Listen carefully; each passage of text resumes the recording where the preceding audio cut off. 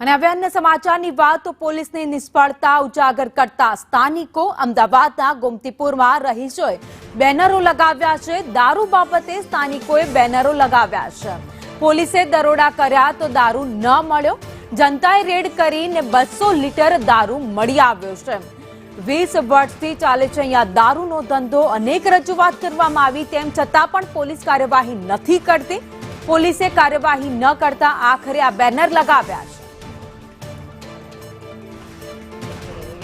ગુજરાતમાં દારૂબંધી માત્ર કાગળ ઉપર જ હોય તેવો વધુ એક કિસ્સો સામે આવ્યો છે।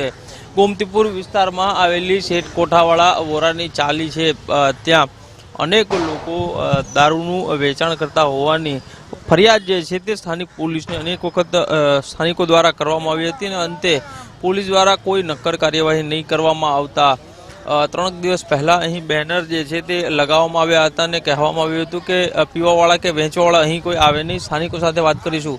અહીં આપ સ્થાનિકો દ્વારા જે બેનર લગાડવામાં આવ્યા હતા, શું એમાં લખાણ લખવામાં આવ્યું હતું ને આખરે કયા કારણોસર એ બેનર લગાડવાની ફરજ પડી? કહેવાતા ગાંધીના ગુજરાતમાં દારૂબંધી ફક્ત કાગળ પર હોય, ડ્રાય સ્ટેટ ફક્ત નામનું હોય। સમગ્ર ગોમતીપુર વિસ્તારમાં ઠેર ઠેર દારૂની હેડકીઓ, દારૂના અડ્ડાઓ ચાલી રહ્યા છે। સટ્ટાઓનું પણ જબરજસ્ત દૂષણો ચાલી રહ્યા છે અને સ્થાનિકો શેઠ કોઠાવાળા વોરાની ચાલીના લોકો પીન જાણે જીવતી લાશો બની ગયા એવું અમને પ્રતીત થાય છે।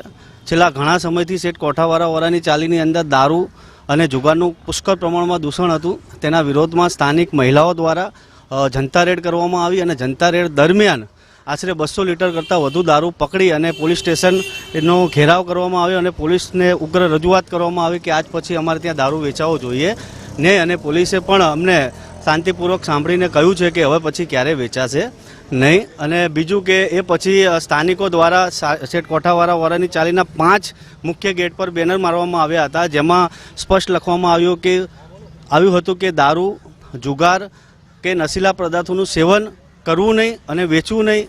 જો એવું કરવામાં આવશે કે વેચવામાં આવશે તો એની ઉપર કાયદેસરની કાર્યવાહી કરવામાં આવશે। અહીં જે આપણે લોકો દ્વારા જે બેનર લગાડવામાં આવ્યા હતા, પોલીસ દ્વારા શું કાર્યવાહી કરવામાં આવી? પોલીસે અત્યારે અમને આશ્વાસન આપ્યું છે કે હવે નહીં ચાલુ કરવા દઈએ, બસ એટલું જ એમને બાંયધરી આપી છે। કેટલા સમયથી અહીં આવો દારૂનું દૂષણ છે?